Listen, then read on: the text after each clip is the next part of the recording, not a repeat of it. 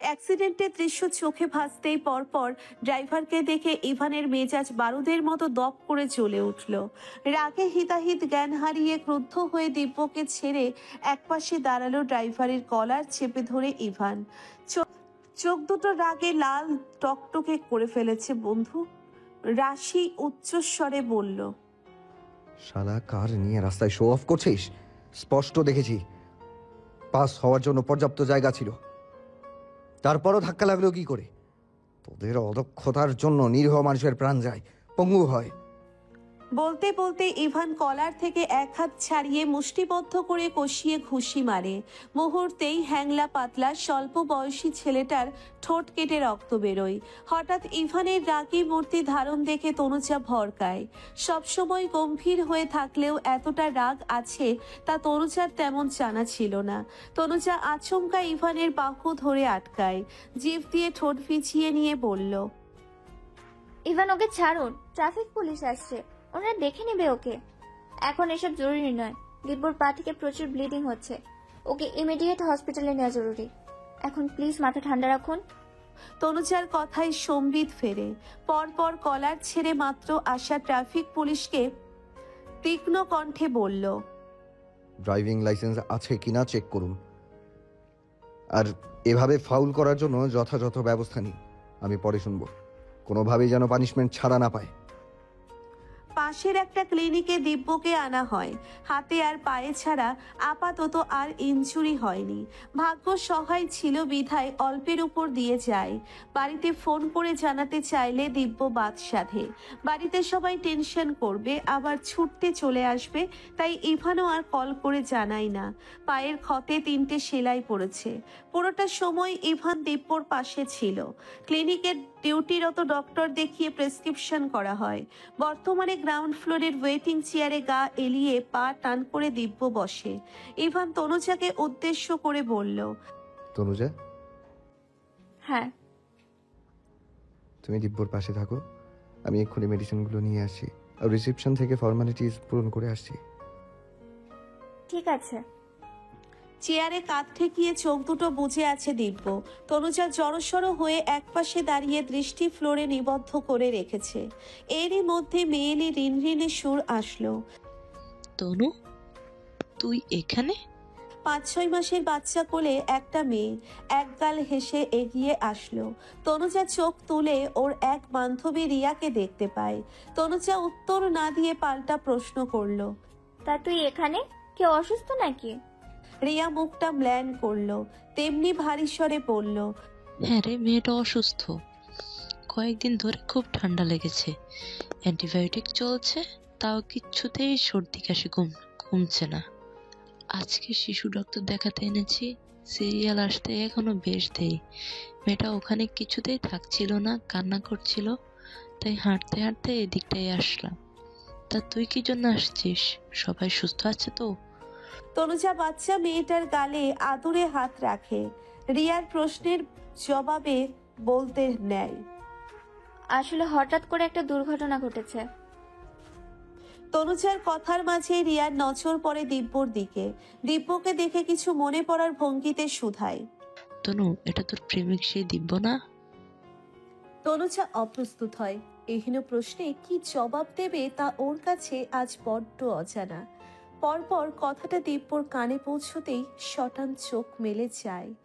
সকালবেলা ধোয়া ওঠা দুধ চায়ের সাথে নিউজ পেপারের গরম গরম টাটকা নিউজ যেমন চমকপ্রদ হয়, ঠিক তেমনি তনুজার বান্ধবী মহলে রমরমা খবর হিসেবে ছড়িয়ে পড়েছিল সাদাসিধে ছাপোষা তনুজা শহরের এক অতি সুদর্শন ছেলের প্রেমে পড়েছে।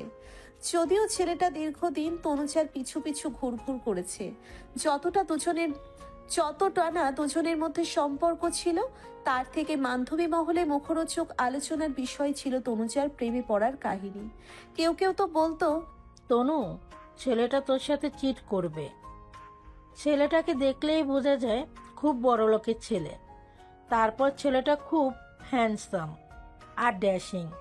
দেখিনিস, কিছুদিন টাইম পাস করে চলে যাবে। নিশ্চয় বাজে মতলবে তোর সাথে রিলেশন করেছে।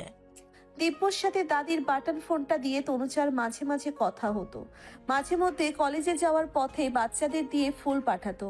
ব্যাস এতটুকুই ছিল। তারপরও বান্ধবী মহলের ক্লোজ কয়েকজন তনুজাকে আষ্টে পৃষ্ঠে ধরতো ওর প্রেমের গল্প শোনার জন্য। সাথে কেউ কেউ সাবধানে বাণী আওড়াতো। রিয়া চোখ দুটো রসগোল্লার সাইজ করে বলল, এই রে, ভুলেই গেছিলাম, বাচ্চা মেয়েকে নিয়ে বেশ কিছুদিন কলেজে যাওয়া হয় না, তাই কারোর সাথে তেমন কথা হয় না। একদিন শপিং এ রূপার সাথে দেখা হয়েছিল, বলল তোর নাকি বিয়ে হয়েছে। যাকে, ভালোই হয়েছে। উচ্ছ্বসিত হয়ে ফের বলে উঠল, আমার তো বিশ্বাসই হচ্ছে না তোর প্রেমিকের সাথেই তোর বিয়ে হয়েছে। যাক বাবা, তোর প্রেম সার্থক হয়েছে তাহলে। মিনিটেই তনুজা অতিষ্ঠ হয়ে উঠেছে। বিরক্তি অস্বস্তি নিয়ে কিছু বলতে যাবে, সেই সময় তনুজার গোটা পৃথিবী থমকায়। পায়ের তলার থেকে যেন জমিন সরে যায়। অল্প দূরত্বে ইভান দাঁড়িয়ে। তনুজার হৃদস্পন্দন বন্ধ হওয়ার জোগাড় হয়েছে। তনুজার অবচেতন মন ভাবে, ইভান সবটা শুনে নিয়েছে কি? ওদিকে রাগে দিব্যর কপালের দাগগুলো দপদপ করছে। মুড়ি ভাজার মতো এক নাগারে গড়গড় করে কথা বলেই যাচ্ছে। বাচাল মেয়ে, ইচ্ছে করছে না না, আজকে সম্ভব নয়, আপনি মিটিং ক্যান্সেল করুন। স্যার, এখনও তো 3টা বাজতে 10 মিনিট সময় বাকি আছে। যদি খুবই নরম স্বর ফোনের ওপাশ থেকে আসলো। এক হাতে ফোনটা কানে চেপে ধরে ইভান। হাত ঘড়িতে সময় দেখতে দেখতে ফোনের ওপাশের ব্যক্তিকে রুড়ো গলায় বলল, বললাম তো আজকে সম্ভব নয়। 10 মিনিটস কেন, আজকে কোনো মিটিংয়ে অ্যাটেন্ড করা ইম্পসিবল, তাই আপনি এক্ষুনি ক্যান্সেল করুন। তনুজার হাত পা কাঁপছে। ইভানকে এগোতে দেখে তনুজার গলা শুকিয়ে মরুভূমির ন্যায় খা খা করে উঠল। ইভানের মুখাবয়ব স্বাভাবিক দেখে এক টুকরো মরিচিকা দেখল তনুজা। জিভ দিয়ে গলাটা ভেজানোর চেষ্টা করে ইভানকে দেখিয়ে জোরে সরে বলল, রিয়া, ওই যে আমার বর, চল পরিচয় করিয়ে দিই। ইভান কপাল কুঁচকে তাকায়। ফোনে কথা বলায় ব্যস্ত থাকায় রিয়ার কথাগুলো তখন ভালো করে শুনতে পারেনি। মস্তিষ্ক কাজ করেনি। তনুজার কথা শুনে রিয়ার ঠোঁট দুটো কিঞ্চিত ফাঁক হয়ে যায়। বিয়াক্কেলের মতো দিব্যকে ইশারা করে দেখিয়ে বলে উঠল, এ, ওনার সাথে তোর বিয়ে হয়নি? উফ! তনুজার মাথায় এবার গোটা আকাশ কাজ ভাঙার মতো টুকরো টুকরো হয়ে ভেঙে পড়ল। এই মেয়ে কোনো কালের শত্রু ছিল তা আল্লাহই মালুম। এভাবে ফাঁসানোর জন্য আটঘাট বেঁধে নেমেছে নাকি আশ্চর্য। দিব্য রাগে ফুঁসছে। দিব্যের ইচ্ছে করছে এই মেয়ের মুখে স্কচ টেপ লাগিয়ে দিতে। বলদ একটা, কোনোই কমন সেন্স নাই। বলছে ওটা আমার বর, তারপরও ওর সাথে তোর বিয়ে হয়নি। উফ! ইভানের কপালে ভাঁজ পড়ে। মেয়েটির কথা শুনে অবাক হয়। ওনার সাথে মানে? ওনার সাথে বিয়ে হওয়ার কোনো কথা ছিল নাকি? না চাইতেও ইভানের মনে প্রশ্নের উদ্ভব হয়। চিন্তায় তনুজার কপালে ঘাম জমতে শুরু করেছে। ফের হাত দিয়ে ইভানকে দেখিয়ে ব্যতিব্যস্ত হয়ে বলল, উনি ইফতিয়ার ইভান, আমার বর। কথাটা বলতে বলতে চোখে চোখে তনুজা কিছু ইশারায় বোঝায়। রিয়া কতটা বুঝলো কে জানে, তবে নির্বোধের মতন ফ্যালফ্যাল করে চাইল। এরই মধ্যে বাচ্চা মেয়েটা শব্দ করে কান্না জুড়ে দিল। এদিকে ইভানের মনকেও অন্যদিকে ঘোরাতে দিব্য নিখুঁত অ্যাক্টিং করলো। পাটা ইচ্ছে করে সরাতে গিয়ে চেয়ারের সাথে গোতা লাগায়। ব্যথায় মুখাবয়ব টান টান হয়ে যায়। সেকেন্ডেই অন্য দিক থেকে ইভানের ভাবনার সুতো ছিঁড়ে যায়। দিব্যর দিকে সম্পূর্ণ মনোযোগ দেয়। আমি আসি রে তনু। মেয়েটা আবার কান্না শুরু করলো। রিয়া প্রস্থান করতেই তনুজা এক হাত বুকে রেখে চোখ দুটো বুঝে নিয়ে স্বস্তির নিঃশ্বাস ফেলে। তবে তনুজা মনে মনে কঠিন সিদ্ধান্তটা নিয়েই নিল। ও ইভানকে সবটা বলবে, খুব শীঘ্রই বলবে। এতটা ভয়ে আতঙ্কে বাঁচা যাচ্ছে না। যখন থেকে দুজন দুজনের প্রতি দুর্বল হলো, তখন থেকেই তনুজাকে একটা ভয় আতঙ্ক সবসময় তাড়া করে বেড়ায়। বিয়ের প্রথম বিষয়টা নিয়ে তেমন না ভাবলেও ইদানিং ভয়টা তথস্থ করে রাখছে তনুজাকে। বিকেলের এক ফালি নরম রোদ জানালার কাচ গলিয়ে রুমময় লুটোপুটি খাচ্ছে। বিছানায় হাত দুটো ঠেস দিয়ে গাল টমেটোর মতো ফুলিয়ে বসে আছে নীতি। তামান্না কাবার থেকে অলিভ কালারের গর্জিয়াস গাউন বের করে বিছানায় নামালেন। তীক্ষ্ণ দৃষ্টিতে মেয়ের দিকে চাইলেন। কণ্ঠে নামলো আদেশের সুর। ফার্স্ট এটা পরে রেডি হয়ে নাও, 6টার আগেই কফি শপে যাবে। আর একটা বাহানা আমি শুনবো না, অনেক হয়েছে তোমার বাহানা। এখন নয় পরে পড়াশোনার পরীক্ষার অজুহাত একদম দেখাবে না। নীতির সহজে রাগ হয় না, যখন হয় তখন ভীষণ কান্না পায়। এই যে রাগে নীতির ভীষণ কান্না পাচ্ছে, ঠোঁট কামড়ে ধরে কোনো রকমে কান্নাটা গিলে নেয় ও। মায়ের দিকে অসহায় চোখে তাকালো, কণ্ঠে ঝরল তীব্র অসহায়ত্ব। মামা, আজকে দেখা করতে যাওয়াটা কি খুব জরুরি? তামান্না কড়া চোখে চাইলেন। নীতি গলার স্বর নিচু করে ফের বলল, বাড়িতে আজকে একটা দুর্ঘটনা ঘটলো, এর মধ্যে আজকে দেখা করতে যেতেই হবে। আজ না গিয়ে অন্যদিন গেলেও তো হয়। বাড়িতে আরও অনেকে আছে, তাই তোমাকে এত ভাবতে হবে না। আর এমন বেশি কিছু হয়নি, ছোট্ট একটা অ্যাক্সিডেন্ট হয়েছে। ডক্টর দেখানো হয়েছে, মেডিসিন দিয়েছে, ঠিক হয়ে যাবে। আর নীরবের সাথে তুমি আজকে দেখা করতে যাচ্ছ, এই ডেট আরও 2 দিন আগে থেকেই ঠিক করা। তাই আমি ফোন করে শুধু শুধু ডেট পেছাতে চাইছি না। আর হ্যাঁ, একটা কথা কান খুলে শুনে রাখো, এমন কোনো আচরণ করবে না যাতে করে ছেলেটি তোমার সম্পর্কে নেগেটিভ মন্তব্য করে। নীরব তোমার সাথে কথা বলে ফ্যামিলিকে ওর ডিসিশন জানাতে চায়। পজিটিভ কিছু বললেই ওর বাবা মা পাকা কথা বলতে আসবেন। নীতি দাঁতে দাঁত চেপে কান্না সংবরণে করে যাচ্ছে। তামান্না রেডি হতেই তাগাদা দিয়ে প্রস্থান করেন। আটকে রাখা কান্নারা এবার বাঁধ হারা হয়। নীতি ঝরঝরিয়ে কেঁদে উঠল। খানিকক্ষণ কান্না করে নিজেকে একটু হালকা লাগতেই কিছু ভেবে কোটি কোটি পা ফেলে বাইরে বেরোয়। কাঙ্ক্ষিত রুমের সামনে এসে দরজায় ঠোকা দিয়ে মিহির স্বরে বলল, ভেতরে আসবো? ভেতর থেকে কোনো সারা শব্দ আসলো না। মিনিট 2 ওভাবে দাঁড়িয়ে বিরক্ত হয়ে অনুমতির তোয়াক্কা না করে দরজা ঠেলে ভিতরে ঢোকে নীতি। দিব্য বিছানায় হেঁটে হেলান দিয়ে শুয়ে ফোন স্ক্রল করছে। আহত পায়ের তলায় একটা বালিশ রাখা, পরনে ছাই রঙা 3/4 প্যান্ট, গায়ে সাদা টি শার্ট। 3/4 প্যান্ট হওয়ার দরুন পায়ের লোমগুলো দৃশ্যমান। ফর্সা পায়ে সাদা ব্যান্ডেজ করা অংশটা দেখে নীতির মলিন মুখটা আরো মলিন হয়ে আসে। দিব্য ফোন থেকে দৃষ্টি সরিয়ে প্রশ্নবোধক দৃষ্টিতে নীতির দিকে চায়। নীতি ওড়নার কোনা আঙ্গুলে পেঁচাতে পেঁচাতে নিচু কণ্ঠে বলল, আমার তোমার সাথে কিছু কথা আছে। আমি জানি এই সময় বলাটা উচিত না, তারপরেও বলতে হচ্ছে আমার। মুহূর্তেই দিব্য কপালে বিরক্তির ছাট ফেলে কর্কশ স্বরে বলল, কি বলবি ফাস্ট বলে এখান থেকে যা। আমি ভীষণ টায়ার্ড, এখন লম্বা একটা ঘুম দিব। খাটাস একটা, ফোন স্ক্রল করে যাচ্ছিল আর আমাকে দেখে এখন ওর রাজ্যের ঘুম পাচ্ছে। বিড়বিড় করে বলে নীতি, গলা খাকারি দিয়ে মুখে বলল, পাপার পছন্দের কোন এক ডক্টরের সাথে মামা আমাকে কফি শপে দেখা করতে যেতে বলেছে। বলতে পারে এক প্রকার ফোর্স।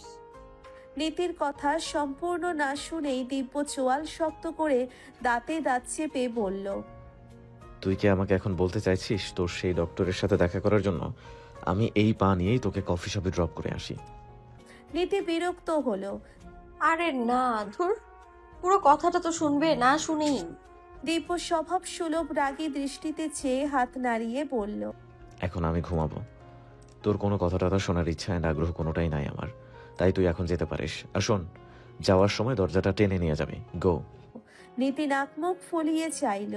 দিব্য রুড়ো গলায় বলল, গেট লস্ট। নীতির ধৈর্যের বাঁধ ভাঙল। চোয়াল ঝুলিয়ে জিজ্ঞেস করলো, এই তুমি এমন কেন বলো তো? তোমার জন্মের সময় মধু টধু কিছু মুখে দেয়নি নাকি? আশ্চর্য, আমার দীর্ঘ এত বছরের জীবনে তোমার মুখ থেকে একটাও মিষ্টি কথা শুনলাম না আমি। সবসময় মূলোর মতো দাঁত বের করে কেমন খিটখিট করো তুমি। একটু ভালো মুখে কথা বলতে প্রবলেম কোথায় তোমার শুনি? আমার মূলর মতো দাঁত? পা ভালো থাকলে উঠে গিয়ে তোর সব কটা দাঁত ফেলে দিতাম। ফাজিল একটা। আজ তোর কপাল ভালো, পায়ে আর অহেতুক ব্যথা দিতে চাইছি না। নীতি মুখ ভেঙিয়ে বলল, তোমার দাঁতগুলো ভারী সুন্দর, ঝকঝকে, একদম পাটি পাটি। বাট খিটখিটে মেজাজের রাগ করে অমনটা বলেছি আমি। তবে আমি জোরসে গলায় বলতে পারবো তোমার জিভা খুব তেতো, তাই তো মুখ দিয়ে মিষ্টি কথা বেরোই না। মাঝে মধ্যে তো একটু একটু মিষ্টি করেও বলতে পারো, তাই না? তুই কি আমার বউ যে তোর সাথে আমার মিষ্টি করে কথা বলতে হবে? তা না হলে আমার কপালে ভাত জুটবে না। মিষ্টি কথা না বললে কফির মগে থুতুও পড়তে পারে। নীতি ভাব নিয়ে বলল, ভবিষ্যতে পড়তেও তো পারে। এরই মধ্যে নৃত্যের গলা আসলো। চকিতে পেছন ঘুরে তাকায় নীতি। দরজার দোরগোড়ায় দাঁড়িয়ে নৃত্য বলল, আপু তুমি এখানে? এদিকে আমি তোমাকে খুঁজে হয়রান হচ্ছি। কেন, কি হয়েছে? আমাকে এত খোঁজার কারণটা কি? আমি কি অলিম্পিক জয় করেছি যে ফুলের মালা দিয়ে বরণ করার জন্য খুঁজে খুঁজে হয়রান হচ্ছিস? বারে, আমার আর কোনো কাজ নেই তোমাকে খুঁজতে যাওয়ার। মামা বলল দেখ তো নীতি রেডি হয়েছে কিনা, তাই তোমার রুমে গিয়েছিলাম। সেখানে না পেয়ে খুঁজে এখানে পেলাম। ধ্যাৎ, দিব্যকে বলতে এসেও বলা হয়ে উঠলো না। একে তো এই রাগী বদমেজাজি দিব্যটা আস্ত একটা খাটাস, তার উপর ফুপিটা হয়েছে পুরো রিনা খান। নীতি হাত পা ছুঁড়ে কাদো কাদো ফেস করে এসব বিড়বিড় করতে করতেই প্রস্থান করে। গোধূলি লগ্ন। নামি দামি কফি শপের নিরিবিলি একটা টেবিলে কফির মগ থেকে ধোঁয়া উঠছে। নীতি মুখটা অমাবস্যার মতো অন্ধকার করে দৃষ্টি নুইয়ে আছে। সামনের চেয়ারে অতি ডিসেন্ট খুব সুদর্শন এক পুরুষ বসে। বলার অপেক্ষা রাখে না ছেলেটাকে দেখে বিনা বাক্য ব্যয়ে যে কেউ পছন্দ করবে। No doubt. ছেলেটির দৃষ্টির সামনে বসা নীতির দিকে। এই তো মিনিট খানেক হবে নীতি এসেছে। ডক্টর নীরব মাহমুদ প্রায় আধা ঘন্টা ধরে অপেক্ষায় ছিল। এই যে নীতি লেট করে এসেছে তার জন্য কেউ এতটা সময় বসেছিল, এতে নীতির ভেতর বিন্দুমাত্র অনুশোচনা হচ্ছে না, বরং পৈশাচিক আনন্দ পাচ্ছে ও। ব্যাটার এত বিয়ে করার শখ জাগছে কেন? এই জন্যে হলেও এই আধা ঘন্টা একা বসিয়ে রাখা জায়েজ আছে, এটা নীতি মনে করে। নীতি একবারের জন্য সৌজন্যমূলক সরিও বলেনি, ভদ্রতা সুলভ সালাম দিয়েছে ব্যাস। কফির মগে আলতো করে ঠোঁট ভিজিয়ে নিয়ে নীরব শুধালো, মিস নীতি, আর ইউ ওকে? ইয়া আল্লাহ, ডক্টরটা আমাকেও রোগী মনে করেছে নাকি? ঠিক আছে কি নেই এইসব শুনে প্রেসক্রিপশন লিখবে নাকি? নীতি এসব কথা স্তূপ আকারে মনের কোণে ঠেসে মুখে বলল। ইয়াহ। নীরব প্রকুচকে নীতিকে পরখ করলো, পর পর বলে উঠল, আমার মনে হয় আপনি বোর হচ্ছেন। আপনার চোখ মুখ বলছে আপনি মন থেকে এখানে আসেননি। বাবা রে, এই তো দেখছি জব্বর ডক্টর। রোগীর সিমটম দেখে শরীরের অসুখ কতটা তা ধরে তা জানি না, তবে আমার মনের অসুখ যে ধরে ফেলেছে তার ঢের বুঝতে পারছি। বাবা। এসব মনে মনে ভাবে। কিছু কথা বলতে গিয়েও মায়ের কড়া শাসন মনে পড়ল। নীতি মুখে বলল, না আসলে তেমন নয়। পড়াশোনা শেষে আপনার প্ল্যান কি? কি করতে চান? সংসার, জব, নাকি একসাথে দুটোই? নীতির এরকম কথা অসহ্য ঠেকছে, এড়িয়ে যেতে এক কথায় প্রত্যুত্তর দেয়, এসব নিয়ে তেমন ভাবিনি কখনো। যেমন ভেবেছেন তেমনই বলুন। মহা মুশকিল তো। ইয়া আল্লাহ, আব্বাটা নাছরবান্ধার মতো কথা বলছে দেখছি। নীতি কপালে বিরক্তির ভাঁজ ফেলে বলল, যেমনও ভাবিনি। শান্ত স্বভাবের জেন্টেলম্যান নীরব নীতির কথাগুলো শুনে মজা পেল। কিছু পলক পর ইশারা করে বলল, কফি ঠান্ডা হয়ে যাচ্ছে। নীতি এবার ছোট করে চুমুক বসায়। নীরব শান্ত গলায় বলল, আমি শুধু প্রশ্ন করে যাচ্ছি। মিস আফরিন করিম নীতি, নাও ইউ টার্ন। নির্দ্বিধায় জিজ্ঞেস করতে পারেন। নীতি সোজা সাপটা উত্তর দেয়, সরি, আমার কোনো প্রশ্ন নেই। নীরব ছোট করে দীর্ঘশ্বাস ফেলল, হাত ঘড়িতে সময় দেখে নিয়ে বলল, মিস নীতি, এবার আমাকে উঠতে হচ্ছে। 7টায় আমার চেম্বার আছে। এখন অলরেডি 7:45 বেজে গিয়েছে। জলদি 15 মিনিটের মধ্যেই পৌঁছাতে হবে। নীতি মনে মনে ভাবে, আল্লাহ থ্যাঙ্কস, বাঁচলাম। ওনার কথার ধরন শুনে মনে হলো আমি বোধহয় আঁচলে বেঁধে আটকে রেখেছিলাম যত সব। পরপর বিল পে করে কফি শপ থেকে বেরোই ওরা। নীরব রিক্সা থেকে ডেকে ভাড়া মেটাতে নেয়। নীতি বাধা দিয়ে বলল, না না ঠিক আছে, আমি ভাড়া দিয়ে দিব, আপনি প্লিজ দেবেন না। নীরব নেপে স্বল্প হাসল, বলল, ব্যাপার না। আপনি যেহেতু আমার সাথে দেখা করতে আসছেন, এটা আমার দায়িত্বর মধ্যেই পড়ে। আমার আরও দায়িত্ব ছিল আপনাকে বাসায় পৌঁছে দেওয়া, বাট হসপিটালে পেশেন্ট বসে থাকবে, তাই সম্ভব হলো না। নীতি বুঝলো এই মান্দা শুনবে না, তাই নীতি চুপচাপ রিকশায় চেপে বসলো। নীরব এক হাতে চুলগুলো পেছনের দিকে ঠেলে দিয়ে শান্ত শীতল গলায় বলল, দেখে শুনে যাবেন। টেক কেয়ার মিস নীতি, খুব শীঘ্রই দেখা হচ্ছে। শেষের কথাটা শুনে নীতির তীব্র মন খারাপ হলো। সন্ধ্যার আকাশের দিকে তাকিয়ে এক সমুদ্রের মন খারাপ নিয়ে নীতির বুক চিরে দীর্ঘশ্বাস বেরোয়। আমার মেয়ে আমার মুখ রাখবে। এই একটি মাত্র বাক্যের কাছে হার মানতে হয় অনেক মেয়েকে। নীতিকেও কি এই বাক্যটি হারিয়ে দিবে? হেরেই তো আছে সে। তার হৃদয়ের গহীনে লুকিয়ে রাখা একতরফা ভালোবাসায় প্রতিনিয়ত দগ্ধ হচ্ছে সে। দিব্যকে পাওয়া, নিজের একতরফা ভালোবাসায় পূর্ণতা পাওয়া যেন ঘোর অমাবস্যার পূর্ণিমা। 2-3 দিন পর, সময়টা সন্ধ্যার দিকে, কৃত্রিম আলোয় চারিপাশটা ঝকঝকা ফকফকা। ইভান অফিস থেকে বাসায় ফিরছিল। হঠাৎ ফুলের দোকানের দিকে নজর যায়। কিছু ভেবে গাড়ি সাইড করে নেমে পরপর তনুজার জন্যে হলুদ গোলাপের তোড়া নেয়। ফুটপাতে মানুষের ঢল। এই সময়টাই সবাই ঘরে ফিরতে ব্যস্ত থাকে, তাই ভিড়টা একটু বেশি। হঠাৎ রাস্তায় নামতেই আচমকা কারোর সাথে ধাক্কা লাগে ইভানের। ধাক্কা লাগার ফলে হাত থেকে ফুলের তোড়াটা নিচে পড়ে যায়। জায়গাটায় পানি ছিল, ধুলোবালি আর পানি মিলেমিশে কাদা হয়ে আছে। তার উপর ফুলের তোড়াটা পড়তে দেখেই ইভানের উৎফুল্ল ফুরফুরে মেজাজটা চট করে বিষণ্ণ হয়ে আসে। ভদ্রতা বজায় রাখতে পরপর মাথা তুলতে তুলতে ইভান বলল, সরি স্যার। কথাটা বলতে বলতে ইভান থেমে যায়। সামনে দাঁড়ানো রমণীকে দেখে ইভানের মেজাজ খারাপ হয়। চোয়াল শক্ত হয়ে আসে, কপালের শিরা উপশিরা ফুলে ওঠে। দাঁত কিরমিরিয়ে বলে, ইউ? তৃষাকে দেখার সাথে সাথে ইভানের মুখ কঠিন হয়। ইচ্ছে করছে সজোরে কষিয়ে একটা চপাটে আঘাত করতে। তপ্ত নিঃশ্বাস ফেলে পরপর নিজেকে স্বাভাবিক রাখার চেষ্টা করে ইভান। তৃষা নিচে পড়া ফুলগুলোর দিকে একবার তাকিয়ে আবার দৃষ্টি তুলে ইভানের দিকে তাকালো। উপহাস করে সুরেলা কণ্ঠে বলল, ইস রে, ফুলগুলো তো নষ্ট হয়ে গেল, একদম সোজা ময়লার মধ্যে পড়লো। So sad. তা বইয়ের জন্য নিচ্ছ বুঝি? ইভান স্পষ্ট রাগী দৃষ্টিতে তাকায়, ভ্রু বাঁকিয়ে ছোট করে বলল, তো গুড গুড জব। একটু থেমে ফের ব্যঙ্গাত্মক ভঙ্গিতে শুধোই, একটা আনস্মার্ট সাধারণ মেয়ের মধ্যে এমন কি দেখলে যে এত তাড়াতাড়ি প্রেমে পড়ে গেলে? বউয়ের প্রেমে হাবুডুবু খাওয়া শুরু করলে যে? দেখতে আমার সুন্দরও নয়। ওই সাধারণ মেয়ে তোমার স্ট্যাটাসের সাথে যায় না। বলো, ইভান যায়? প্রশ্ন করে চোখ পিটপিট করে 2 হাত বুকে ভাঁজ করে উত্তরের অপেক্ষায় রয় তৃষা। ইভান তৎক্ষণাৎ বলল, কবিগুরুর একটা কথা মনে পড়ে গেল। উপযুক্ত সময়ে উপযুক্ত কথাটাই মনে পড়েছে। কবিগুরু বলেছেন, সৎ পথে করিও ভ্রমণ যদিও হয় দেরি, অসৎ নারী না করিও বিয়ে যদিও হয় পরি। উত্তরটা এর মধ্যে আছে, আশা করি বুঝিয়ে নিয়েছো। তৃষার মুখটা থমথমে হয়ে যায়।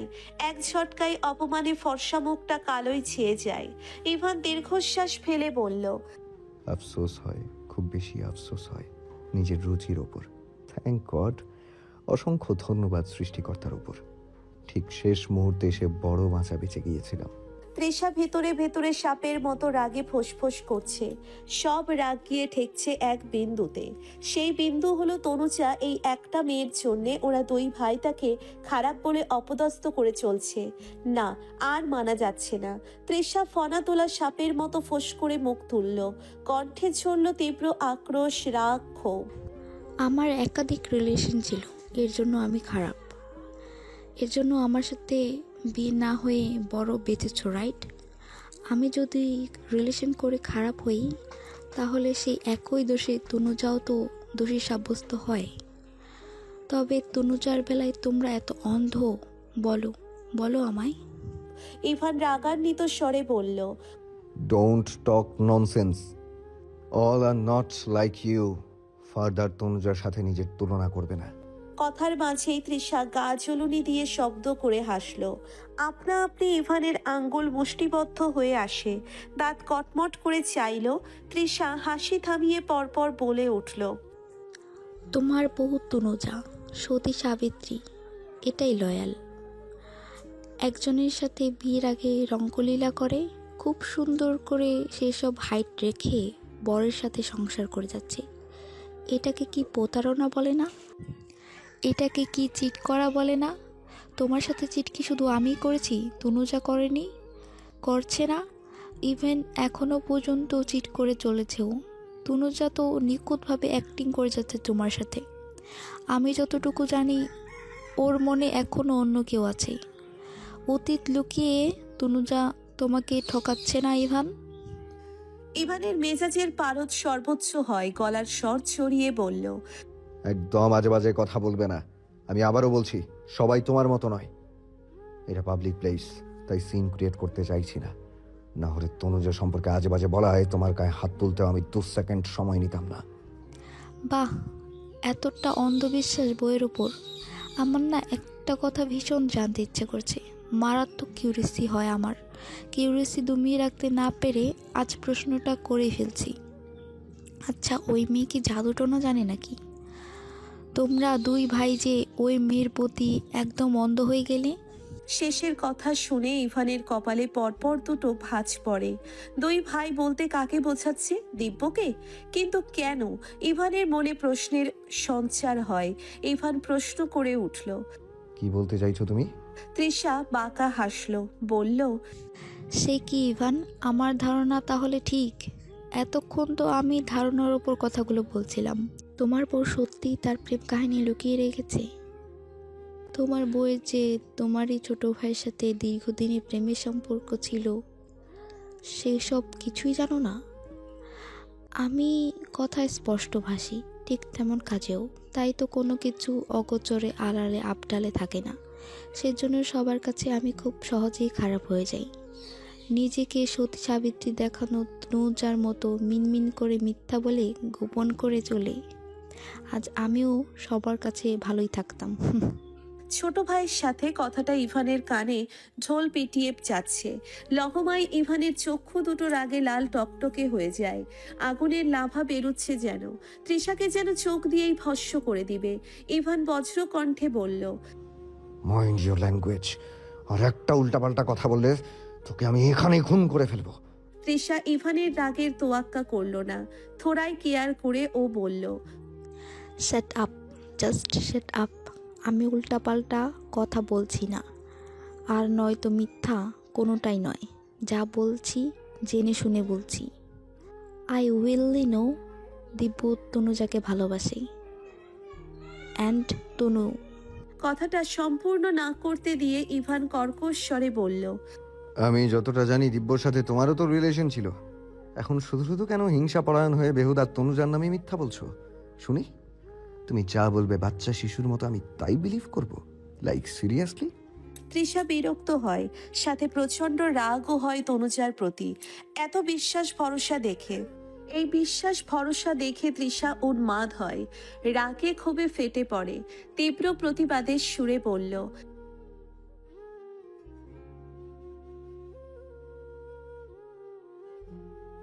ইভানের সময় যেন থমকে গেল।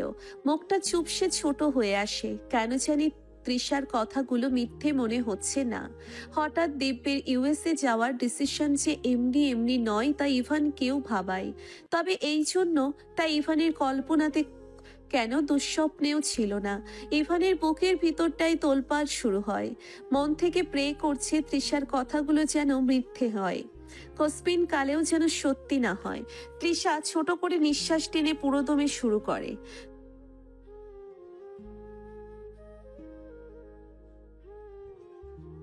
তৃষা রংচং ঢেলে সত্যের সাথে খানিক মিথ্যেও বলে।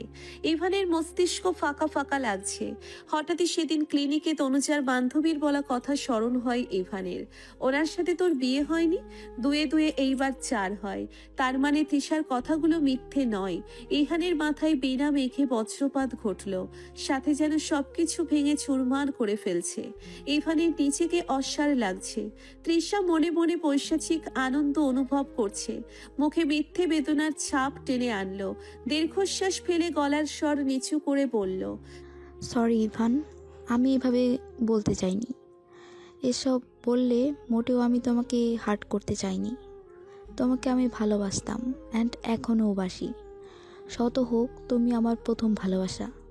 জীবনে অনেক কিছুই আসে যায়, তবে এই প্রথম ভালোবাসা ভোলা যায় না। শরীর দেওয়া যায়, কিন্তু মন তো সেই অমৃত। প্রথম ভালো লাগা, ভালোবাসা মনে রাখে। সূক্ষ্ম খোঁচা দিয়ে কথাগুলো বলে তৃষা। ইভান বাক্রুদ্ধ, নিস্তব্ধ, কিংকর্তব্য বিমূঢ় হয়ে শূন্য দৃষ্টিতে চেয়ে রয়। ফুলগুলো অমনি অবহেলায় পড়ে রইল। পথচারীর পদাঘাতে পিষ্ট হতে থাকলো। নতুন করে ফুলের তোড়া নেওয়ার চিলতে আগ্রহ জাগলো না ইহানের মধ্যে। পরপর সম্বিত ফিরে পেতেই গাড়িতে উঠে বসে। শব্দ করে ডোর লাগিয়ে সিটে কাঁধটা এলিয়ে দেয়। ক্লান্ত ভঙ্গিতে চোখ দুটো বুজে নেয়, অস্ফুটে আওড়ায়। আমি এখনো মন থেকে চাইছি, যা ভাবছি সবটা যেন মিথ্যে হয়। ফের যেন মেয়ে জাতির কাছে আমাকে ঠকতে না হয়। তনুজা কাঁচা কভারগুলো বালিশে ভরে বিছানাটা ঠিক করে পাশ ঘুরতে নিলে আচমকা বেড টেবিলের উপর থাকা কাচের গ্লাসটা শাড়ির আঁচলে বেঁধে ফ্লোরে পড়ে কয়েক টুকরো হয়ে যায়। সুন্দর গ্লাসটার এহেন দশা করায় তনুজার মুখটা ম্লান হয়ে আসে। তড়িৎ হাঁটু গেড়ে বসে কাছের টুকরোগুলো তুলতে থাকে। হঠাৎ ডান হাতের তর্জনীতে কাছের অংশ লাগতেই মৃদু আর্তনাদ করে ওঠে। আহ! বলেই পরপর আঙ্গুলের দিকে তাকায়। আঙ্গুলের ডগায় লাল তরল পদার্থ গড়িয়ে পড়ছে। তনুজা পাশ থেকে টিস্যু নিয়ে আঙ্গুলটা মুছে নেয়। অতপর টুকরোগুলো বাইরে ময়লার ঝুড়িতে ফেলে আসে। পড়ার টেবিলে বসে প্র্যাকটিক্যাল খাতা তৈরি করছে তনুজা।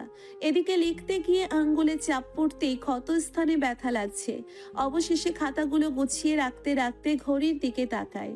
ঘড়ির কাঁটায় রাত 9টার ঘর পেরিয়েছে। এরই মধ্যে দরজার নব ঘুরিয়ে ভেতরে ঢোকে ইভান। শব্দ শুনে তনুজা ব্যস্ত হয়ে উঠে দাঁড়িয়ে ইভানের দিকে তাকায়। স্মিত হেসে বলল, ও আপনি? তনুজা কয়েক কদম এগোয়। রুমের মাঝে শটান দাঁড়িয়ে তনুজার দিকে চেয়ে ইভানের সব সময় পরিপাটি থাকা চুলগুলো এলোমেলো, কপাল ছাড়িয়ে ভ্রুয়ের কাছাকাছি নেমেছে। মুখাবয়ব টান টান, দৃষ্টিজোড়া নিস্পন্দ। তনুজার হঠাৎ আজকের ইভানকে কেমন অদ্ভুত অন্য রকম ঠেকলো। একদিনের ইভানের সাথে আজকের ইভানের বেশ তফাৎ লাগছে। এই কদিনে রুমে ঢুকেই প্রথমে মিষ্টি একটা হাসি উপহার দেয়, সাথে সারাদিনের ক্লান্তি দূর করতে তনুজাকে আলিঙ্গন করা, তারপর মনটা ফুরফুরে করতে লম্বা কিস করা। ইভানের এসব পাগলামি কাজ আর কথা শুনে আজ কদিনে তনুজা অভ্যস্ত হয়ে গিয়েছে। আজ ইভানের দৃষ্টি মুখ অন্য রকম ঠেকছে। কিছু ভেবেই তনুজা মিহিস্বরে জিজ্ঞাসা করলো, আপনাকে কেমন যেন দেখাচ্ছে, ঠিক আছেন? না মানে শরীর খারাপ লাগছে কি? ঝড়ের আগে প্রকৃতি যেমন নীরব শান্ত গুমট থাকে, ঠিক তেমনি ইভানও ঠান্ডা নিস্পন্দ আছে। তনুজার প্রশ্নের উত্তর না দিয়ে পাল্টা প্রশ্ন করলো ইভান, একদম ঠান্ডা অথচ প্রগাঢ় স্বরে শুধালো, দিব্যকে আগে থেকে চিনতে তুমি? মস্তিষ্কে কথাটা ঢুকতেই সোজা প্রশ্নটা ছুরির মতো বুকে গিয়ে গাঁথে তনুজার। মুহূর্তেই বুকটা ভয়ে আতঙ্কে এফোর ওফোর হয় ওর। এই প্রশ্নের অর্থ তনুজার ঢের অনুমান করতে পারছে। অবচেতন মন আওড়ায়। তবে কি কোনোভাবে ইভান জেনে গিয়েছে? কিভাবে? তনুজার হৃদস্পন্দন বন্ধ হয়ে যাওয়ার জো হয়েছে। মস্তিষ্ক গণ্য লাগছে। তনুজাকে নিরুত্তর দেখে ইভানের কপালের ভাঁজ প্রগাঢ় হয়। জলদ গম্ভীর স্বরে ফের বলল, কি হলো? আমি তোমাকে প্রশ্ন করেছি, আনসার মি। ইভানের ধমকে তনুজা কেঁপে উঠল। তনুজার দুচোখ কান্নায় ভেঙে আসার জোগাড় কোনো রকমে কান্না সংবরণ করে মাথা নুইয়ে কাঁপা কাঁপা স্বরে বলল, ইভান চোখ দুটো বুঝে নেয়। বুক ছিঁড়ে তপ্ত নিঃশ্বাস বেরোয় ওর। শুক্রবার দিন সবকিছুতেই দারুণ একটা পবিত্র পবিত্র ভাব বিরাজ করে। দূরের মসজিদ থেকে আজানের সুমধুর ধ্বনি ভেসে আসছে। মির্জা বাড়ির কিচেন থেকে বিভিন্ন মশলাপাতির গন্ধ ভুরভুর করছে। হরেক রকমের পদ রান্না করা হচ্ছে। মাছ মাংসের গন্ধে তনুজার গাটা আজ কেমন জানি গুলিয়ে আসছে। মাথাটাও ঝিমঝিম করছে। তনুজা খুন্তি দিয়ে প্যানে কিছু নাড়তে ব্যস্ত। এমন সময় তামান্না আসলেন। চোখ ঘুরিয়ে ঘুরিয়ে এদিক ওদিক দেখে বললেন, আর কত দূর? ওনারা তো কিছুক্ষণের মধ্যেই চলে এলো বলে। সময় মতো রান্না শেষ হবে তো? দীর্ঘক্ষণ আগুনের আঁচে থেকে পৌষ মাসেও তনুজার কপালে ঘাম জমেছে। কপাল বেয়ে মুখের সাইডে থাকা বেবি হেয়ার কানের পিঠে গুছিয়ে নেয় তনুজা। ক্লান্তিতে ওর চোখের পাতা ভারী হয়ে আসছে। প্রত্যুত্তরে মিহিস্বরে বলল, ফুপি, এই তো শেষের দিকে প্রায়। তামান্না কেবিনেটের উপর থাকা খাবারের ঢাকনা খুলে খুলে দেখছেন। কণ্ঠে আদেশ জারি করলেন, সাদা ভাত দেখছি এখনো রান্না হয়নি। বাসমতি চালের সাদা ভাত রান্না করো। আর শোনো, সেই সময় বারবার যেন বলা না লাগে, ফলমূল সুন্দর করে কেটে সাজিয়ে রেখো। ও হ্যাঁ, রান্না শেষে সালাতের জন্য শসা আর গাজর কেটে রাখবে, সাথে লেবুও রাখবে। এরই মধ্যে শিরিন সুলতানা আসলেন। তামান্নার হুকুম শুনে বিরক্ত হলেন। তনুজাকে ডেকে বললেন, তনুজা। তনুজা ঘাড় ঘুরিয়ে বলল, হ্যাঁ মামুনি। সে সকাল থেকে কিচেনে আছো, রুমে গিয়ে বিশ্রাম নাও। বাকি কাজ বুয়ারা আছে করে নিবে। কিছুক্ষণ পর মেহমান আসবে, শাওয়ার নিয়ে রেডি হয়ে নাও। বড়রা রেডি হয়ে হাত পা তুলে ঘুরছে, আর বাচ্চা একটা মেয়ে হয়ে তুমি এখনো কিচেনেই আছো। তামান্নাকে পিন মেরে কথাটা বলে শিরিন। তামান্নার মুখে গ্রহণ লাগে যেন। সেকেন্ডেই মুখটা থমথমে গম্ভীর হয়ে যায়।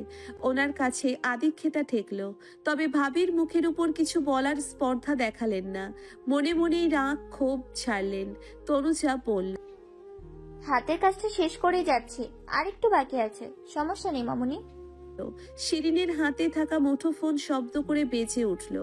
যাওয়ার আগে আদেশের সুরে বললেন, আচ্ছা, তোমাকে ক্লান্ত দেখাচ্ছে, আমি একটু পরই আসছি, এসে যেন তোমাকে কিচেনে না দেখি। ফোন রিসিভ করে কথা বলতে বলতে বেরিয়ে যায় শিরিন। এরই মধ্যে কিচেনের দোরগোড়ায় দাঁড়িয়ে নীতির বাবা হালকা কেশে ডাকলেন, তামান্না আসো। মহিলা মুখ এমন করলেন যেন বেশ বিরক্ত হলেন। এগিয়ে কর্কশ স্বরে বললেন, হ্যাঁ বলো, কি হয়েছে, কি এত ডাকছো যে? তনুজা ফুপা শ্বশুরের উপস্থিতি টের পেয়ে শাড়ির আঁচল টেনে মাথায় দেয়। ভদ্রলোক কলেজের বাংলার লেকচারার, চাকরির সুবাদে অন্য জেলায় থাকেন। ছুটির দিনগুলোতে নিজ বাড়ি আর শ্বশুর বাড়ি থাকেন। নিজের বউয়ের থেকে মুখঝামটা নিত্যকার বিষয় মানুষটার কাছে। তবে বাড়ির নতুন বউয়ের সামনে এহেন কর্কশ বিহেভে ভেতরে ভেতরে আহত হলেন নেওয়াজ সাহেব। লজ্জিত হন, মুখটা ম্লান হয়ে আসলো। শুধালেন, আমার সাদা পাঞ্জাবিটা খুঁজে পাচ্ছি না, কোথায় রেখেছো? কোথায় থাকবে, ক্যাবিনেটে বা আলমারিতে দেখো, আছে হয়তো সেখানে, তাছাড়া যাবে কোথায়?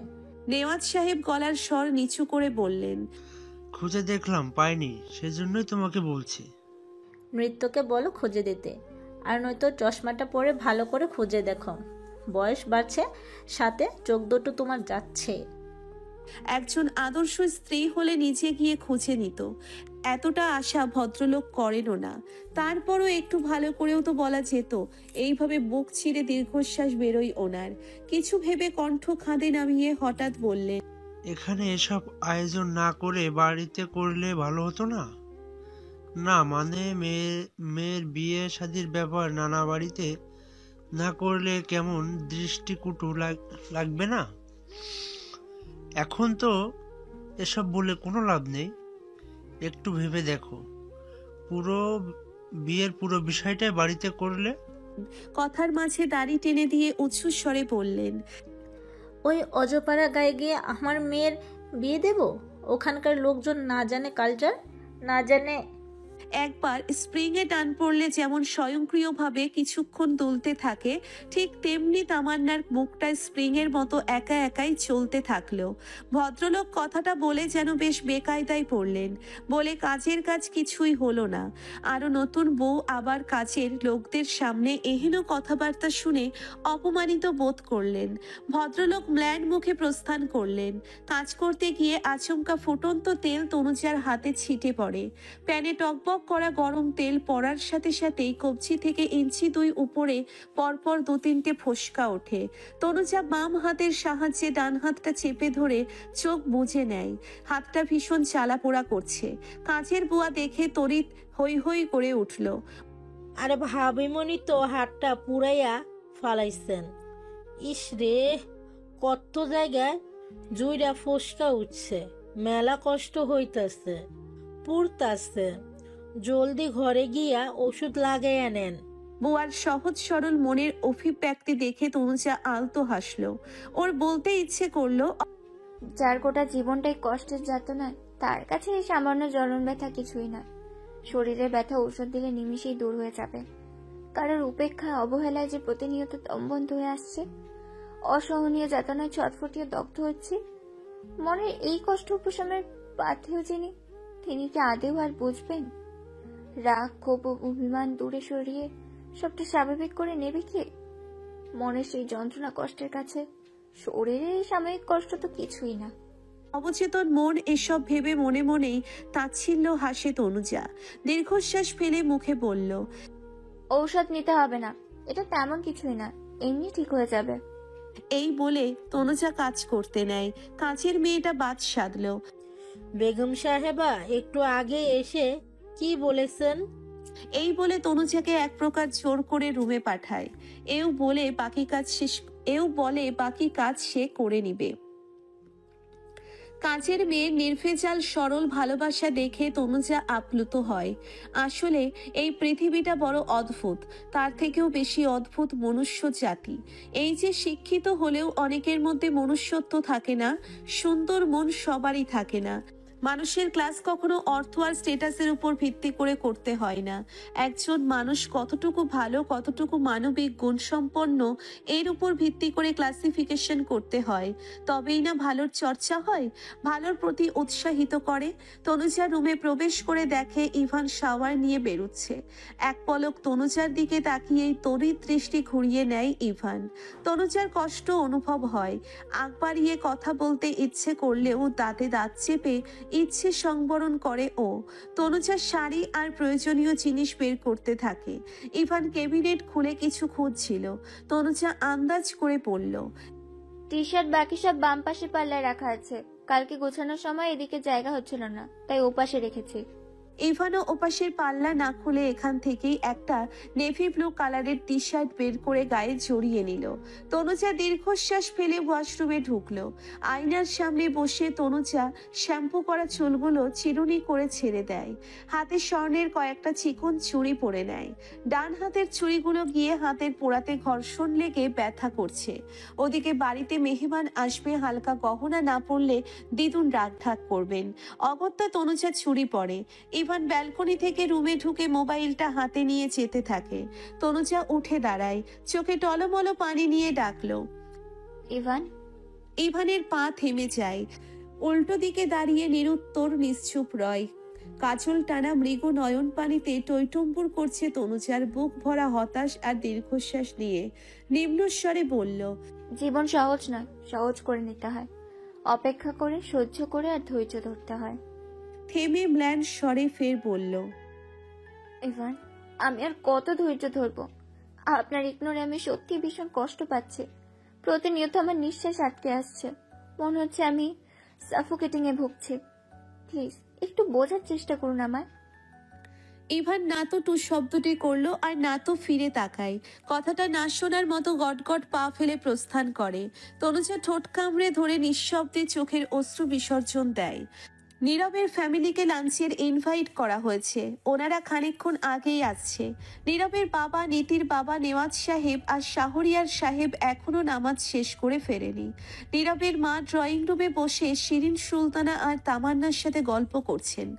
এরই মধ্যে তামান্না তনুজাকে ডেকে নীতিকে আনতে বলেন। নীতি রেডি হয়ে ঘরময় অস্থিরতায় পায়চারি করছে। যখন থেকে শুনেছে নীরব আসেনি, তখন থেকে ওর ছটফটানি কয়েক দফা বেড়ে যায়। এর মধ্যেই তনুজা গিয়ে জোর করে মুখে হাসি টেনে বলল, মাশাআল্লাহ, শাড়িতে তোমাকে ভারী মিষ্টি আর খুব বেশি সুন্দর লাগছে। যদিও তুমি এমনিতেও সুন্দরী। ফর্সা গায়ে বেরুন রঙের জামদানিতে নীতিকে অসম্ভব সুন্দর লাগছে। নীতি সৌজন্যতা করতে নিরস কণ্ঠে বলে, থ্যাঙ্কস। চলো এবার, নিচে তোমাকে ডাকছে। তনুজা তাড়া দেয়। নীতি আগে, তনুজার দু কদম পিছে। করিডোর দিয়ে যাওয়ার সময় দিব্যের সামনাসামনি পড়ে নীতির। দিব্য কয়েক হাত দূরত্বে বাইকের চাবি আঙ্গুলের ডগায় ঘোরাতে ঘোরাতে আসছিল। নীতিকে শাড়ি পরা অবস্থায় দেখে একটু অবাক হয়। বাড়ির খবরাখবর আজকাল তেমন কিছুই রাখে না দিব্য। নিচে অচেনা কাউকে দেখেও জানার আগ্রহ হয়নি কে। দিব্যের চোখে চোখ মিলতেই নীতির ভেতরের দুষ্টুমিরা চাঙ্গা হয়ে ওঠে। নীতি মুখের উপর থাকা চুলগুলো কানের পিঠে গুজতে গুজতে স্লো ভয়েসে সুর করে গাইল, पागल तुझ में मैं कर दूंगी एक दिन प्यार में, एक दिन प्यार में। এতটুকু গেয়ে বাম চোখ টিপল নীতি। পরপর তড়িৎ এক হাত চোখ ধরে পেছন ঘুরে তনুজাকে বলল, ভাবিমণি দেখো দেখো দেখো তো, চোখে কিছু একটু পড়লো মনে হয়। দিব্য ভেবা চেকা খায়, বোকা বনে যায়। এত তাড়াতাড়ি সবকিছু ঘটলো যে বেচারা ঠাউর করতে পারল না। তনুজা মনোযোগ দিয়ে নীতির চোখে দেখতে থাকে। তনুজা থাকায় দিব্য আর নীতিকে নিয়ে খাটলো না। কিছুই না বলে পাশ কাটিয়ে চলে যায়। দিব্য চলে যেতেই নীতি স্বাভাবিকভাবে তাকায়। থাক থাক, লাগবে না ভাবিমণি, ঠিক হয়ে গিয়েছে, পোকা উড়ে গিয়েছে। নীতি দাঁত কেলিয়ে হাসতে হাসতে বলে। তনুজা নির্বোধের মতন চেয়ে রয়। ওর মাথার এক হাত উপর দিয়ে যায় সব। পৌষ মাসের প্রথম সপ্তাহ চলছে। শহরে শীতের আমেজ পড়েছে। বিকেলের নরম রোদ ব্যালকনিতে দাঁড়ানো দিব্যর গা ছুঁয়ে দিচ্ছে। এক হাত প্যান্টের পকেটে গুজে অন্য হাতে জ্বলন্ত সিগারেট দুই ঠোঁটের মাঝখানে চেপে দাঁড়িয়ে দিব্য। এমন সময় মেয়েলি রিনরিনে স্বর ঝংকার তুলল, সিগারেট তো খায় বোকারা। দিব্য পরপর ঊর্ধ্বমুখে ধোয়া ছেড়ে হাতের অবশিষ্ট সিগারেট গ্রিল দিয়ে নিচে ছুঁড়ে ফেলল। নীতির দিকে কপাল কুঁচকে তাকিয়ে বলল, তুই? নীতি দুই হাত বুকে ভাঁজ করে দাঁড়ায়। ও বলল, সিগারেট খেয়ে ঠোঁট দুটো পোড়াচ্ছ, তোমার বউয়ের নিশ্চিত ওই কালচে ঠোঁটে চুমু খেতে একদমই রুচি হবে না। দিব্য রাগটা কন্ট্রোল করার চেষ্টা করলো। সফেদ দন্তপাটি কটমট করে চিবিয়ে চিবিয়ে বলল, নীতি, খেয়ে কাজ নাই তোর, শুধু আসিস মেজাজ খারাপ করতে আমার। নিভি ডোন্ট কেয়ার ভাব নিয়ে বলল, কাজেই এসেছি এখন, আর তোমাকে জরুরি কিছু বলার আছে। দিব্য গাছাড়া ভাবে তাকালো। দিব্য গাছাড়া ভাবে থাকলো। নীতি দীর্ঘশ্বাস ফেলে মাথাটা নইয়ে একদম নিচু স্বরে বলল, নেক্সট ফ্রাইডেতে বিয়ের ডেট ফিক্স করা হয়েছে। দিব্য চকিতে ঘাড় ঘুরিয়ে নীতির দিকে সরু চোখে তাকায়। ভ্রু কুঁচকে কাঁধ ঝাঁকিয়ে বলল, তো কিভাবে বলবে ভেবে কুলকিনারা পাচ্ছে না নীতি। নীতির মধ্যে জড়তারা ভিড় জমিয়েছে। কথাগুলো কণ্ঠনালীতে আটকে আসছে। মুখ ফুটে বেরুতে গড়িমসি করছে। এরই মধ্যে দিব্য বাঁকা চোখে চেয়ে বলল, তোর বিয়ে নেক্সট সপ্তাহে, সেখানে আমার কাজ কি? হ্যাঁ, আমার কাজ অবশ্য একটা আছে। তুই কি এখন আমাকে এটা বলতে আসছিস যে আমি আজই যেন সাউন্ড বক্স নিয়ে আসি, আর সাথে শহরের নামকরা ফটোগ্রাফারকে বলে আসি হলুদের দিন থেকে শুরু করে একদম বিদায় পর্যন্ত যেন অবিরাম ফটো তুলে যায়? তোরা মেয়েরা তো বিয়েতে এসবই চাস, তো তোর বিয়েতে গিফট হিসেবে আমার তরফ থেকে এতটুকু আমি করতেই পারি। নীতি প্রচন্ড বিরক্ত হলো, বলল, আরে ধুর, আমায় বলতে দিবে তো, একটু সময় তো দেবে। তা না, যা মনে হচ্ছে বলেই যাচ্ছ। আমি এই বিয়েটা করতে চাচ্ছি না। দিব্য নির্লিপ্ত কণ্ঠে বলল, এটা আমাকে বলছিস কেন?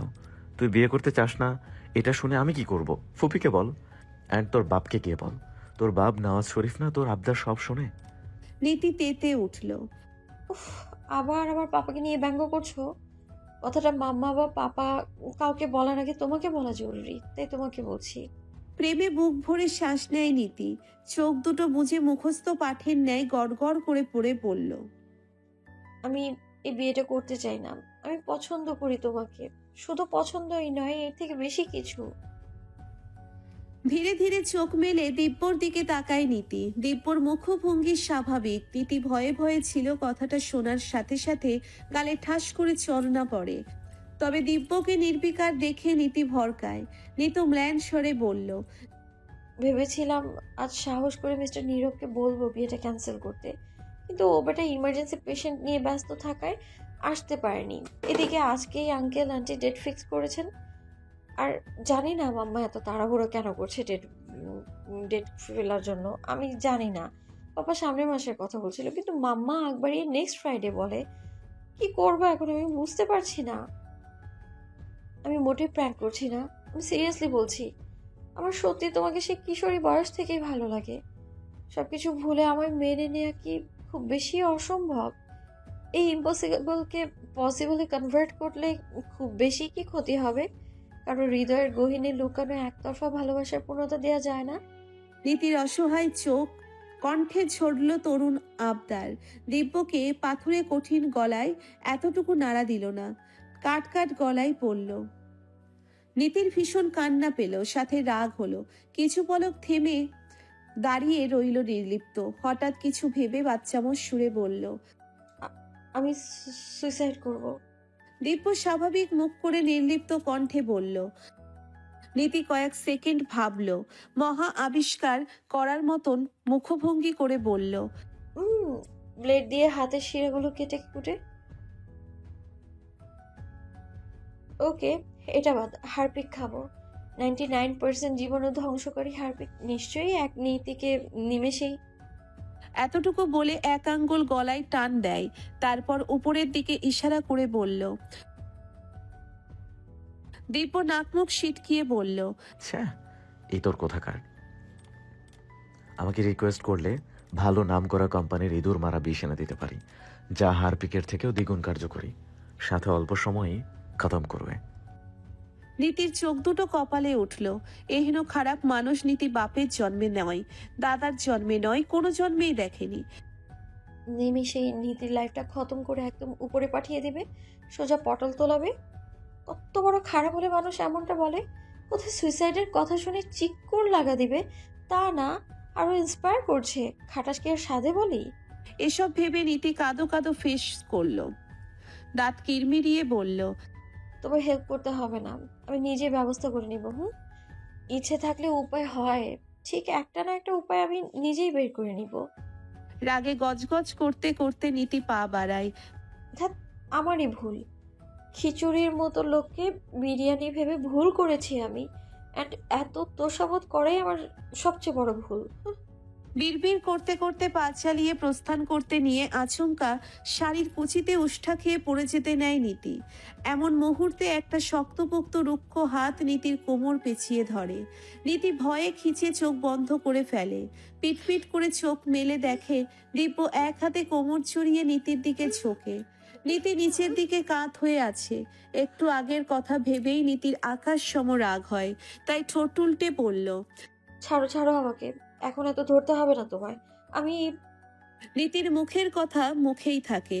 নীতির বলতে দেরি, দিব্যর ছাড়তে দেরি হয় না। কথাটা অসম্পূর্ণ রয়ে যায়। নীতি ধপাস করে ফ্লোরে পড়ে যায়।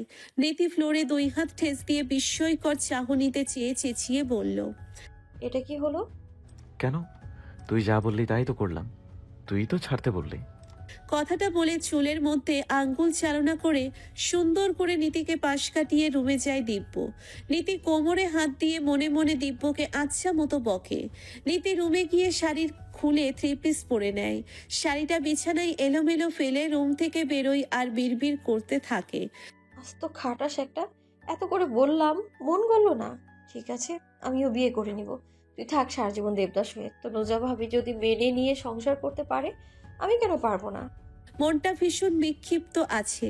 মন মেজাজ স্বাভাবিক করতে নীতি ছাদে যায়। নৃত্য ছাদে দোলনায় বসে দোল খাচ্ছে আর ডিটেকটিভ উপন্যাস পড়ছে। নীতি গিয়ে গোমরা মুখ করে পাশে বসে। নৃত্য শুধায়, মন খারাপ তোমার? হাতের বইটা বন্ধ করে পাশে নামিয়ে নৃত্য বলে, এই আপু, চলো ব্যাডমিন্টন খেললে পরে দেখবে আমার নিমিষে মন ভালো হয়ে যাবে। আমি বইটা রেখে ফেদার আর জ্যাকেট নিয়ে আসছি, খেলবে আমার সাথে? প্লিজ না করো না। নীতি বিরক্ত হয়ে বলল, নৃত্য আমার ভালো লাগছে না, প্লিজ কানের পাশে ঘ্যান ঘ্যান করিস না। নৃত্যের মুখটা ম্লান হয়, তা দেখে নীতির খারাপ লাগলো। এবার মোলায়েম স্বরে বলল, মন খারাপ করিস না, এখন নয়, পরে খেলবো। নৃত্য হাসি হাসি মুখ করে বলল, ওকে, ব্যাপার না।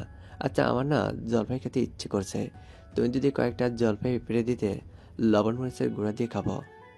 নীতি মাথা নাড়িয়ে হ্যাঁ সূচক উত্তর দেয়। নৃত্য উঠে দাঁড়িয়ে বলল, বইটা রুমে রেখে আসি, তুমি পারতে থাকো কেমন? কথাটা শেষ করে নৃত্য ভোঁ দৌড় দেয়। নীতি উঠে দাঁড়িয়ে ছাদের রেলিং ঘেঁষে থাকা জলপাই গাছটার দিকে তাকায়। গাছটা বিশাল বড় সড়ো, একটা ডাল ছাদে ঘেঁষে আছে। নীতি দাঁড়িয়ে হাত উঁচিয়ে নাগাল পাচ্ছিল না, তাই রেলিংয়ের উপর দাঁড়ায়। ফোন কানে চেপে কারোর সাথে কথা বলতে বলতে দিব্য ছাদে আসছিল। মা ছাদে কয়েক পা ফেলতেই ওর চোখ যায়। ঠাস শব্দটা মুহূর্তেই খোলা ছাদ জুড়ে বাতাসে প্রতিধ্বনিত হয়। তৎক্ষণাৎ নীতি বিস্ময়ে স্তব্ধ, কিংকর্তব্য বিমূঢ় হয়ে যায়। অবাকের শীর্ষে পৌঁছয় মেয়েটা।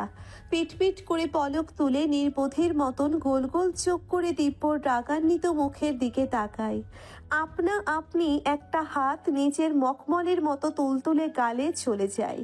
সেকেন্ডের মধ্যে কি ঘটল ভেবেই কুলকিনারা খুঁজে পাচ্ছে না মেয়েটা। নীতিকে রেলিংয়ে দেখে ন্যানো সেকেন্ডের মধ্যে দিব্যর অবচেতন মন ভাবে নীতি বোধহয় সুইসাইড করতে যাচ্ছে। তখন নীতির বলা কথাগুলো সিরিয়াসলি না নিলেও চোখের সামনে এহেন দৃশ্য দেখে এছাড়া দ্বিতীয় ভাবনা দিব্যর মস্তিষ্কে আসে না। দিব্য জোরে সরে বলে ওঠে, নীতি। দিব্যর হঠাৎ এভাবে চেঁচিয়ে ডাকায় তিনি ভরকায়, হকচকায়। ঘাড় ঘুরিয়ে চাইতেই দেখতে পায় দিব্য ঝড়ের বেগে ছুটে আসছে। কিছু ঠাউর করার আগেই নীতির চিকন কোমল হাতটা ধরে টান দেয় দিব্য। নীতির মাথাটা গিয়ে সোজা দিব্যর বুকের উপর পড়ে। মাথা তুলতেই যা ঘটে তার জন্য নীতি মোটেই প্রস্তুত ছিল না। দিব্য চোখ মুখ শক্ত করে কষিয়ে নীতির গালে থাপ্পড় দেয়। এদিকে দিব্যর চোখ দুটো যেন আগুনের স্ফুলিঙ্গ। রাগে হিস হিসিয়ে বলল, এটা কি করতে যাচ্ছিলি তুই? পাগল হয়েছিস? পরপর আঙ্গুলের সাহায্যে কপালে স্লাইড করে রাগ কমানোর চেষ্টা করে দিব্য। বড় বড় শ্বাস ফেলে ফের বলল, সবকিছুতেই ফাজলামি করে কেউ। ইচ্ছে তো করছিল ধাক্কা দিয়ে ফেলে দিতে। তোর মরার স্বাদ ইহ জন্মের জন্য ছোটাতে ইচ্ছে করছিল। নীতি হতবাক, বাকরুদ্ধ হয়ে নিস্পন্দ চোখে তাকিয়েছিল। দিব্যের কথা কর্ণগোচর হয়ে নিউরনে পৌঁছতেই দিনের আলোর মতো সবটা ফকফকা হয়। নীতি ঢের অনুমান করে ফেলে দিব্য কি ভেবেছে। নীতি সত্যিটা বলে না, ওর কেন জানি রাগ হচ্ছিল, তাই তো রাগ দেখিয়ে বলল, ইচ্ছেটা পূরণ করতে। কে বলেছিল এভাবে টেনে নিচে নামাতে আর আর এরকম অভদ্রের মতো আচরণ করতে? নীতি, চর যদি আরেকটা খেতে না চাস তোর পাগলামি বাদ দে। চর খাওয়ার কথা শুনেই যেন গালের ব্যথায় টনক নড়ল। গালটা সত্যিই ব্যথা করছে। রাগের সাথে কান্নাও পাচ্ছে নীতির। হঠাৎ বাচ্চা শিশুর মতো অভিমানী হয়ে ঠোঁট দুটো ফোলালো নীতি। কণ্ঠে নামলো তীব্র অভিমান। তুমি জানো আজ অব্দি আমার মাম্মা ছাড়া আমার গায়ে কেউ হাত তোলা তো দূর, রুড আচরণ পর্যন্ত করেনি। আর তুমি সবসময় আমার সাথে শিয়ালের মতো খ্যাক খ্যাক করা আচরণ এটা করেই থাকো। আর আজকে তুমি তোমার লিমিটটা ক্রস করে গিয়েছো, আমার গায়ে হাত তুলেছো। আর কে বলেছে আমি সুইসাইড করতে যাচ্ছি? তোমার মতো একটা বাজে লোকের জন্য আমি সুইসাইড করতে বইই গেছে আমার। থেমে নাক টেনে চেঁচিয়ে বলল, নিজেকে কি ভাবো তুমি? কি ভাবোটা কি? হ্যাঁ, তোমাকে না পেলে জীবন শেষ করে দেব? জীবন এতটাই ফেল না? তোমার ভুল চিন্তা ভাবনা তোমার কাছেই রাখো। আমার জীবন এতটা সস্তা নয় যে তোমার মতো অভদ্র। বাকি কথা গিলে নেয় নীতি। আঙ্গুলের সাহায্যে চোখের কোণে জমা অশ্রু মুছতে মুছতে দৌড়ে প্রস্থান করে। দিব্য নিম্নাষ্ঠের ডান পাশে দাঁত বসিয়ে নীতির যাওয়ার দিকে তাকিয়ে রয়।